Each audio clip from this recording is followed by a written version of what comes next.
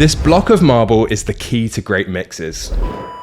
Savvy. Now, if you think about a sculptor, they're going to take a block of marble like this and they're going to try and create something from within. The statue they want to create is already inside here. And if they want to create a really big statue or a statue that doesn't fit the dimensions of this block, they're not going to try and turn this block of marble into something that it's not. Yet people do this all the time when it comes to mixing. They load up their multi-tracks, they pull in references, and they try and turn the mix into something that it's never going to be. Instead of just chiseling away at the rock and unveiling the perfect or best mix that's inside. Think of it this way, every mix already has its fate sealed when you get to the mixing process, and the sound of the dry recordings or the sound of the samples that you've used have already decided the fate of the mix. So your job as a mixer is to take those and turn it into the best version of what they already are, rather than trying to force them to sound like something they're not going to sound like. And to make this very practical, what that means is not copying references. If you pull in a bunch of references and you try to make your mix sound exactly the same way, it's never going to work, because those reference tracks were recorded at a different place, different samples were used, different instruments were used, so it's never going to sound the same. Instead, your job is to unlock the perfect mix that's already inside your multi-tracks. Now, when I was learning, I can remember how desperately I wanted to experience the satisfaction of actually achieving the sound that I had in my head. But I felt like I would never get there because I had no idea where I was going, and that made the fact that my mixes kind of sucked even more demoralizing. And I started to wonder, maybe this is just a skill that some people are born with. Maybe I'm just not talented enough. Maybe I should just give up on the idea of having a career in the music industry, because if I can't make music that sounds the way it does in my head, I can't even get to the starting line. I don't want anyone else to experience this, so if this is resonating with you, click on this ad to check out the free 15-minute video we put together that breaks down why this happens and then walks you through how to push past this plateau that so many people get stuck at.